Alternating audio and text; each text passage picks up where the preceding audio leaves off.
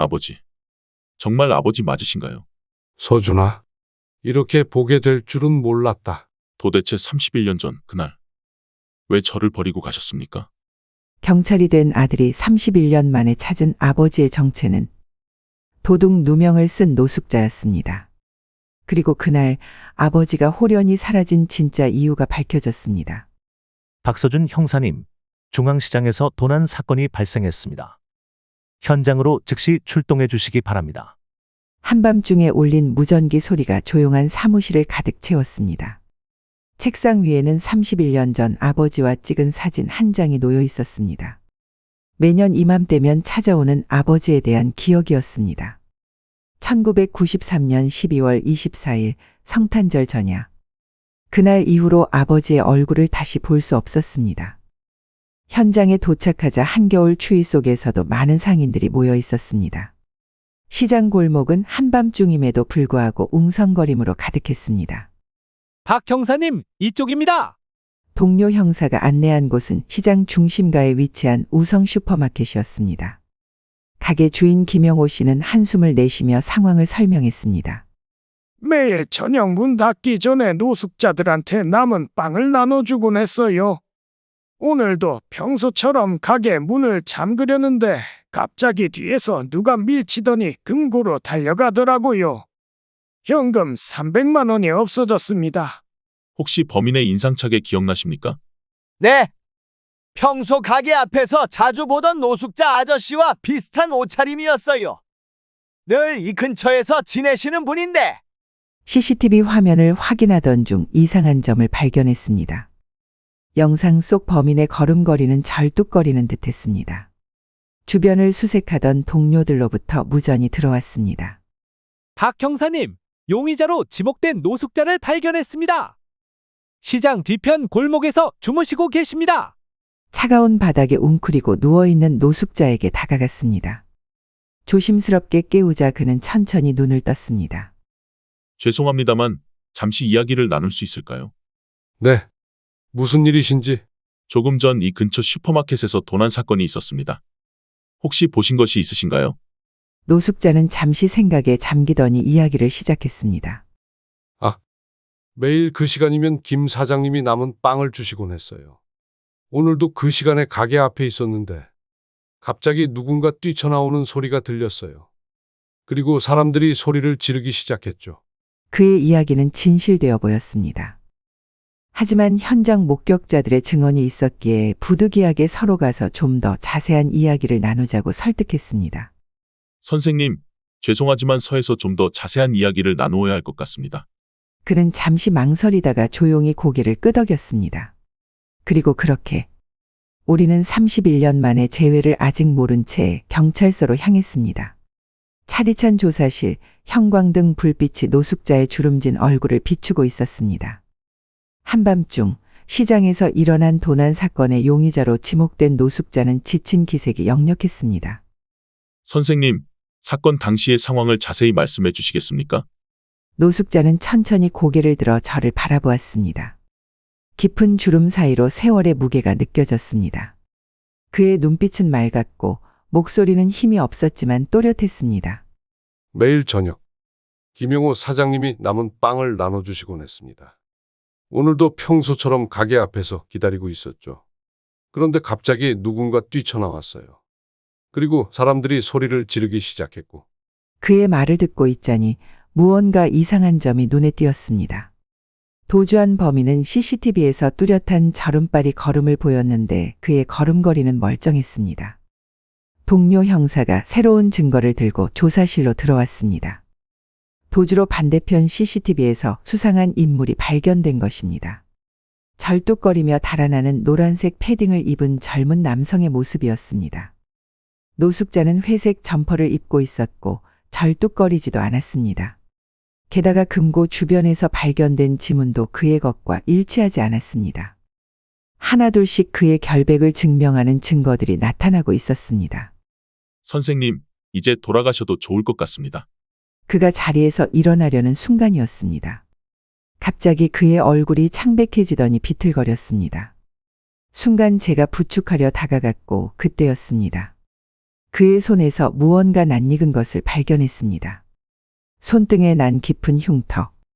어디선가 본 듯한 흉터였습니다. 마치 화상 자국 같기도 하고 깊은 상처 자국 같기도 했습니다. 그리고 그 순간 어린 시절의 기억이 스쳐 지나갔습니다. 31년 전 성당 앞. 아버지의 손등에도 이와 비슷한 흉터가 있었습니다. 철강 공장에서 일하시다가 생긴 흉터라고 하셨죠. 어린 제가 만질 때마다 아프지 않다며 웃어주시던 그 미소가 떠올랐습니다. 실례지만 그 손의 흉터는 노숙자의 눈빛이 순간 흔들렸습니다. 그는 급히 손을 주머니에 넣으며 고개를 돌렸습니다. 옛날에 공장에서 일할 때 다친 겁니다. 그의 목소리가 떨렸습니다. 가슴 한켠이 묘하게 쿵쾅거리기 시작했습니다. 하지만 확신할 수는 없었습니다. 31년이란 세월은 너무나 길었고 사람의 기억은 때로 우리를 속이기도 하니까요. 혹시 지금 머무실 곳이 있으신가요? 골목에서 잠깐 쉬다 가면 됩니다. 늘 그래왔으니까요. 바깥은 이미 한겨울의 추위가 기승을 부리고 있었습니다. 눈까지 내리기 시작했습니다. 31년 전 그날처럼 근처에 작은 찜질방이 있습니다. 오늘만이라도 그곳에서 주무시는 게 어떨까요? 노숙자는 잠시 망설이다가 고개를 끄덕였습니다. 그를 찜질방까지 모시고 가는 동안 제 머릿속은 복잡한 생각들로 가득했습니다. 찜질방 앞에 도착해서 그와 헤어질 때 저도 모르게 뒤돌아보았습니다. 그의 뒷모습이 어딘가 낯설지 않았습니다. 마치 오래전 성당 앞에서 본 그 뒷모습처럼 경찰서로 돌아와 책상에 앉았습니다. 서랍 안에는 31년 전 아버지와 찍은 사진이 있었습니다. 흉터, 그리고 그 뒷모습. 단순한 우연일까요? 아니면 운명의 장난일까요? 창밖으로는 눈이 계속 내리고 있었습니다. 31년 전 그날처럼 하얀 눈이 도시를 하얗게 덮어가고 있었습니다. 그리고 저는 결심했습니다. 내일 그를 다시 찾아가 보기로. 다음 날 아침 찜질방을 찾았습니다. 하지만 그는 이미 자리를 떴다고 했습니다. 마음 한켠이 무거워졌습니다. 어제 본 그 흉터와 뒷모습이 자꾸만 머릿속을 맴돌았기 때문입니다. 시장 골목을 걸으며 노숙자를 찾아다녔습니다. 주변 상인들에게 물어보니 그가 주로 이 근처에서 지낸다고 했습니다. 우성 슈퍼마켓 김영호 사장님께 찾아가 여쭤보았습니다. 아, 박 씨 말씀하시는 거죠? 매일 저녁 7시쯤 오시곤 했어요. 참, 그분 얘기를 하고 보니 생각나네요.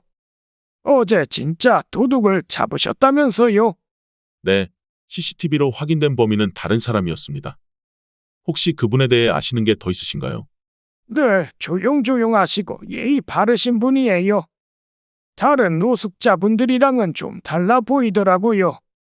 비가 오나 눈이 오나 매일 이 시간이면 오시는데 그저 빵 한 조각 받아가시면서도 꼭 감사하다고 인사하시고.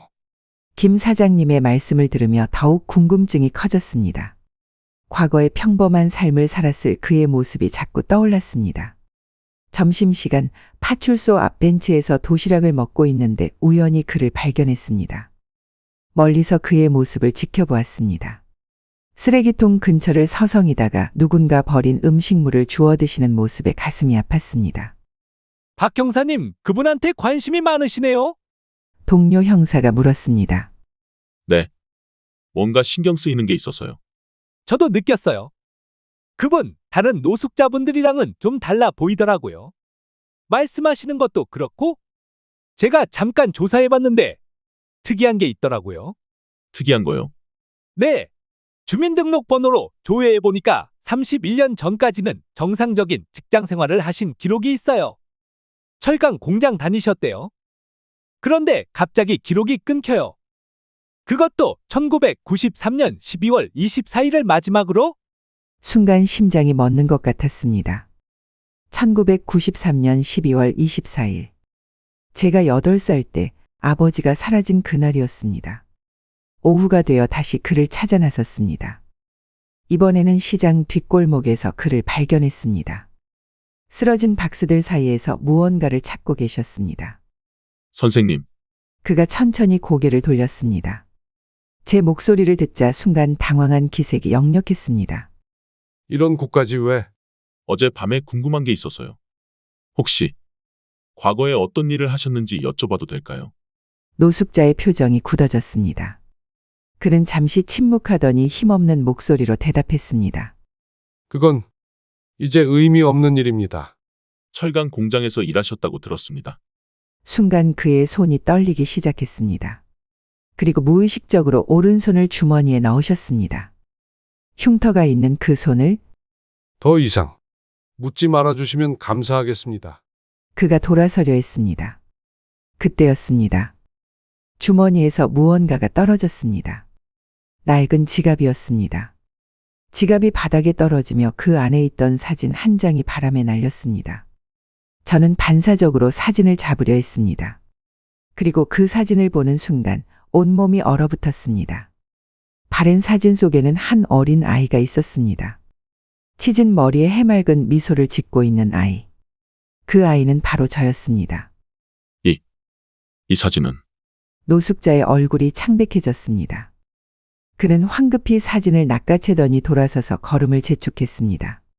하지만 이제 더 이상 도망칠 수는 없었습니다. 잠시만요. 제발. 그가 걸음을 멈췄습니다. 차가운 겨울바람이 시장 골목을 휘감았습니다. 멀리서 교회 종소리가 울려 퍼졌습니다. 마치 31년 전 그날처럼. 혹시 아버지, 그의 어깨가 크게 떨렸습니다. 하지만 아직 돌아보지는 않으셨습니다. 제 심장은 마구 뛰기 시작했습니다. 이제 곧 31년간의 의문이 풀리려 하고 있었습니다. 시장 골목에 잠시 침묵이 흘렀습니다. 찬바람에 떨어진 낙엽만이 우리 사이를 맴돌았습니다. 그리고 천천히, 아주 천천히 그가 돌아섰습니다. 노숙자의 얼굴에는 눈물이 흘러내리고 있었습니다. 서준아, 그 한마디에 31년의 시간이 무너져 내렸습니다. 목매인 아버지의 목소리는 더 이상 노숙자의 것이 아니었습니다. 그것은 제가 그토록 그리워하던 아버지의 목소리였습니다. 정말 아버지 맞으신가요? 아버지는 대답 대신 천천히 고개를 끄덕이셨습니다. 주름진 얼굴 위로 눈물이 끊임없이 흘러내렸습니다. 제 눈앞이 흐려졌습니다. 31년 동안 가슴 속에 담아두었던 그리움이 한순간에 터져나왔습니다. 시장 골목 한켠 우리는 작은 포장마차에 앉았습니다. 따뜻한 어묵 국물이 식어가는 동안 아버지는 그날의 이야기를 시작하셨습니다. 그날 성당 앞에 너를 두고 가야만 했다. 아버지의 이야기는 1993년 그해 여름으로 거슬러 올라갔습니다. 철강 공장에서 일하시던 아버지는 회사의 자금이 불법적으로 빼돌려지고 있다는 사실을 알게 되었습니다. 양심상 이를 묵과할 수 없었던 아버지는 증거를 모아 검찰에 제보하기로 결심했습니다. 하지만 그들이 먼저 알아챘지. 내 어머니에게 협박 전화가 오기 시작했어. 그들은 아버지의 가족을 위협했습니다. 어머니는 매일 밤 불안에 떨었고 저는 그때 너무 어렵기에 무서워하는 어머니를 이해하지 못했습니다. 그래서 너희를 지키기 위해 선택했다. 나만 사라지면 너희를 그만 괴롭힐 거라 생각했어. 아버지는 깊은 한숨을 내쉬었습니다. 어묵 국물에 손을 데우며 이야기를 이어갔습니다. 성당에 너를 두고 간 뒤 검찰에 모든 증거를 넘겼어. 그리고 도망쳤지. 그들이 나를 쫓아오길 바라면서, 너희에게서 멀어지길 바라면서. 하지만 세상은 아버지의 바람대로 흘러가지 않았습니다. 어머니는 저를 고아원에 맡기고 사라졌고 저는 홀로 남겨졌습니다. 아버지는 그 사실을 나중에야 알게 되었다고 합니다. 널 찾아가고 싶었다. 매일매일 찾아가고 싶었어. 하지만 그러면 너까지 위험해질까 봐. 아버지의 목소리가 떨렸습니다. 31년이라는 세월 동안 아버지는 멀리서 저를 지켜보고 계셨던 것입니다. 제가 고아원에서 자라는 모습, 학교에 다니는 모습, 경찰이 되어 첫 출근하던 날까지. 내가 형사가 됐다는 걸 알았을 때 얼마나 자랑스러웠는지 모른다. 하지만 한편으로는 두려웠지. 혹시라도 널 만나게 될까 봐. 포장마차 천막 밖으로 눈이 내리기 시작했습니다. 31년 전 그날처럼 하얀 눈이 세상을 덮어가고 있었습니다. 이제는 더 이상 도망치지 않으셔도 됩니다. 제 말에 아버지가 고개를 들었습니다. 서준아, 이제는 제가 아버지를 지키겠습니다. 더 이상 혼자 고생하지 않으셔도 됩니다. 아버지의 눈에서 다시 눈물이 흘러내렸습니다. 그동안 얼마나 무서우셨을까요? 얼마나 외로우셨을까요? 하지만 이제는 달랐습니다. 우리 집으로 가시죠, 아버지. 아버지는 잠시 망설이는 듯 했습니다. 하지만 이내 천천히 고개를 끄덕이셨습니다. 우리는 포장마차를 나섰습니다. 하늘에서는 계속해서 눈이 내리고 있었습니다. 시장을 벗어나는 길, 아버지의 걸음이 불안정했습니다. 31년 동안의 노숙 생활로 몸이 많이 쇠약해지신 게 분명했습니다. 저는 아버지의 팔을 붙잡아 드렸습니다. 차가운 겨울바람이 불어왔지만 아버지의 손은 따뜻했습니다. 집으로 가는 택시 안에서 아버지는 깊은 잠에 빠지셨습니다. 그동안 얼마나 편히 주무시지 못하셨을까요? 창밖으로 눈이 계속 내리고 있었습니다. 하지만 이번에는 달랐습니다. 31년 전 그날 우리를 갈라놓았던 그 눈과는 달랐습니다. 이제 우리에게는 새로운 시작이 기다리고 있었습니다. 작은 원룸이지만 오늘만큼은 세상에서 가장 따뜻한 집이 되었습니다. 아버지는 들어서자마자 현관에 한참을 서 계셨습니다. 31년 만에 처음으로 아들의 집에 들어선 그 순간 아버지의 눈에는 또다시 눈물이 맺혔습니다. 아버지, 우선 따뜻한 물로 씻고 쉬세요. 수건과 옷을 내어드렸습니다. 아버지는 한참을 망설이시다가 욕실로 들어가셨습니다. 하지만 잠시 후 욕실에서 무언가 쓰러지는 소리가 들렸습니다. 아버지, 괜찮으세요? 황급히 문을 열었습니다. 아버지가 바닥에 쓰러져 계셨습니다. 창백한 얼굴로 가슴을 부여잡고 계신 모습에 가슴이 철렁 내려앉았습니다. 바로 병원으로 모시고 갔습니다. 검사 결과는 충격적이었습니다. 말기 간암입니다. 이미 많이 진행된 상태예요. 의사의 말씀에 세상이 무너지는 것 같았습니다. 31년 만에 찾은 아버지. 하지만 이제 시간이 얼마 남지 않았다고 합니다. 남은 시간이 얼마나 될까요? 길어야 3개월. 현재 상태로는 한 달도 힘들 수 있습니다. 아버지는 병실 침대에 누워 창밖만 바라보고 계셨습니다. 서준아, 네, 아버지. 미안하구나. 이제 겨우 만났는데. 아버지의 말은 손을 잡았습니다. 31년이란 세월 동안 거리에서 떠돌며 제대로 된 치료도 받지 못하신 아버지. 그 시간이 결국 아버지의 몸을 이렇게 망가뜨려 놓았던 것입니다. 이제 좋은 곳에서 치료받으시면 돼요. 제가 있잖아요. 하지만 아버지는 고개를 저으셨습니다. 너무 늦었다. 하지만 죽기 전에 널 다시 만날 수 있어서 이것만으로도 난 행복하다. 그날 밤 병실 의자에 앉아 잠든 아버지를 바라보았습니다. 창밖으로는 여전히 눈이 내리고 있었습니다. 31년 전 그날처럼 아버지의 깊은 주름 사이로 세월의 무게가 고스란히 느껴졌습니다. 노숙 생활로 까맣게 탄 피부, 굳은 살이 박인 손, 그리고 이제는 병마와 싸우고 계신 아버지. 아버지, 이제 막 찾았는데. 제발. 눈물이 흘러내렸습니다. 31년을 기다려 찾은 아버지와의 시간이 이렇게 짧다니. 너무나 잔인했습니다. 간호사가 들어와 링거액을 교체했습니다. 많이 힘드시죠? 하지만 아버님이 편안해 보이세요. 아드님을 만나시고 나서 그 말에 더욱 가슴이 아파왔습니다. 아버지는 이미 알고 계셨을까요? 자신의 병을, 그리고 얼마 남지 않은 시간을.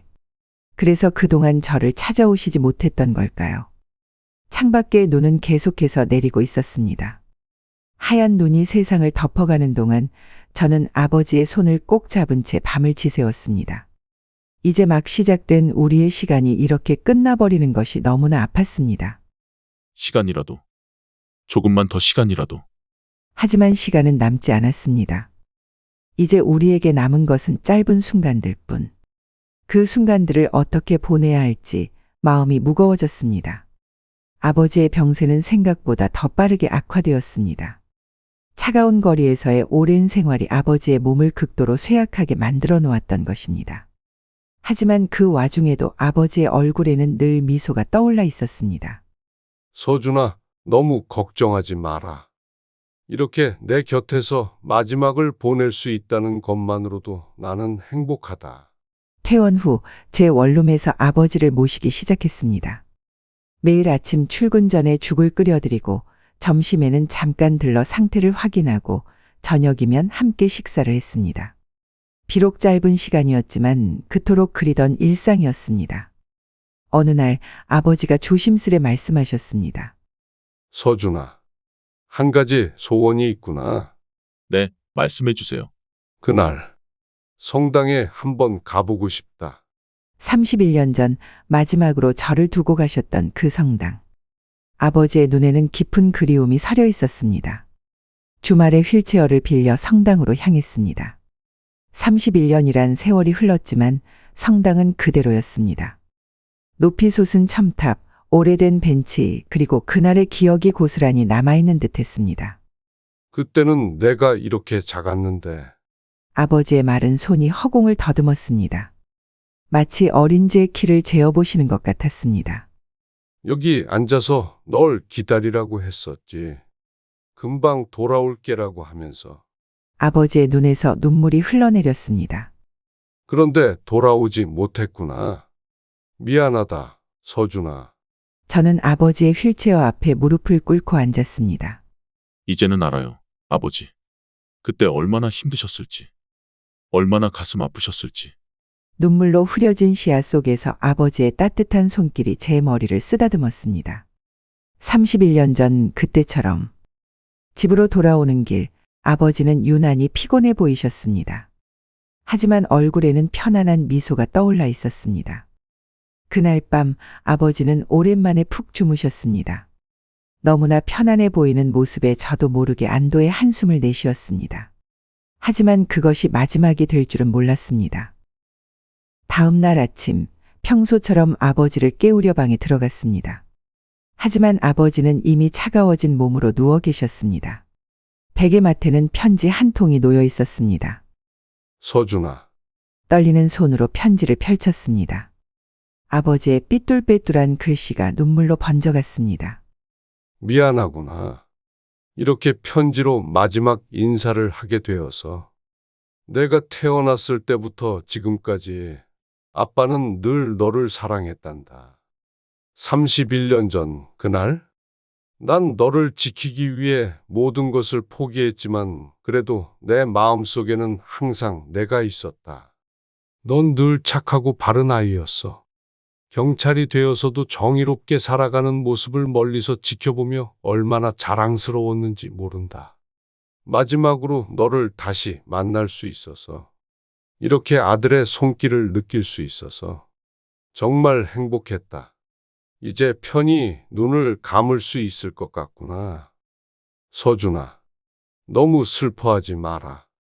이제 아빠는 더 이상 추운 거리를 떠돌지 않아도 된단다.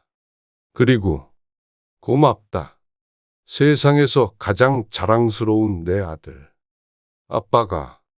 창밖으로 눈이 내리기 시작했습니다. 31년 전 그날처럼 하얀 눈이 세상을 덮어가고 있었습니다. 하지만 이번에는 아버지는 다시 돌아오지 않으실 것입니다. 장례식장에는 하얀 국화 향기가 가득했습니다. 아버지의 영정사진 앞에는 31년 전 저와 함께 찍으신 그 사진을 놓았습니다. 웃음 짓고 계신 아버지의 모습이 마치 살아계신 것처럼 느껴졌습니다. 장례를 치르는 내내 많은 분들이 찾아와 주셨습니다. 시장 상인들, 동료 형사들, 그리고 뜻밖에도 아버지가 노숙자 시절 만났던 분들도 오셨습니다. 박씨 아저씨가 사실 누구신지 전혀 몰랐네요. 항상 다른 노숙자들 음식도 챙기시고 서로 위로하면서 지내셨거든요. 추운 날이면 자기 담요를 덮어주시곤 했어요. 그렇게 선하신 분이었는데 그들의 이야기를 들으며 더욱 마음이 아파왔습니다. 그토록 힘든 상황 속에서도 타인을 위하는 마음을 잃지 않으셨던 아버지. 장례를 마치고 집으로 돌아왔습니다. 아버지가 쓰시던 방에는 아직도 그분의 체온이 남아있는 것만 같았습니다. 베개 위에는 아버지의 흰 머리카락 한 가닥이 남아있었고 탁자 위에는 마시다 남은 약이 그대로였습니다. 문득 아버지의 낡은 가방이 눈에 들어왔습니다. 그동안 거리에서 지내시며 소중히 간직하셨던 물건들이 들어 있었습니다. 가방 안에는 31년 동안 모아오신 것들이 있었습니다. 제가 경찰 시험에 합격했다는 신문기사, 첫 발령 받았을 때의 뉴스 캡처, 그리고 매년 제 생일마다 쓰신 편지들. 서준아, 오늘은 내 20살 생일이구나. 멀리서 내가 대학에 합격했다는 소식을 들었다. 서준아, 이제 내가 25이 되었구나. 경찰이 되겠다며 열심히 공부하는 모습이 참 자랑스럽다. 서준아, 30살이 된 것을 축하한다. 이제 너도 어엿한 형사가 되어. 한 장 한 장 편지를 읽어내려 갈수록 눈물이 멈추지 않았습니다. 31년이란 세월 동안 아버지는 단 한 번도 저를 잊지 않으셨던 것입니다. 가방 바닥에는 낡은 지갑이 있었습니다. 그 안에는 마지막까지 간직하고 계셨던 사진 한 장. 제가 8살 때의 모습이었습니다. 책상에 앉아 아버지께 마지막 편지를 썼습니다. 사랑하는 아버지께 31년 동안 저를 한 번도 잊지 않으셨네요. 그 긴 시간 동안 얼마나 그리워하셨을지, 얼마나 보고 싶으셨을지, 이제야 알 것 같습니다. 아버지, 이제는 편히 쉬세요. 더 이상 추운 거리를 헤매지 않으셔도 됩니다. 이제는 천국에서 따뜻하게 지내세요. 그리고 저도 아버지를 사랑합니다. 못다 한 그 말씀, 이제야 전합니다. 아들 서준 올림. 창밖에는 또다시 눈이 내리기 시작했습니다. 31년 전 그날처럼. 하지만 이제 그 눈은 더 이상 아프지 않습니다. 그저 아버지를 향한 그리움으로 가득할 뿐입니다. 이제 저는 압니다. 진정한 사랑은 시간이 흘러도 변치 않는다는 것을. 그리고 때로는 이별이 우리를 더 강하게 만든다는 것을. 여러분의 곁에도 소중한 가족이 있으신가요? 지금 이 순간 사랑한다는 말 한마디 전해보시는 건 어떨까요? 내일이면 늦을 수 있습니다. 오늘 바로 지금 그 말을 전하세요. 더 많은 감동적인 이야기를 만나고 싶으시다면 구독과 좋아요, 알림 설정을 눌러주세요. 여러분의 작은 관심이 더 좋은 이야기를 만드는 힘이 됩니다. 항상 감사합니다.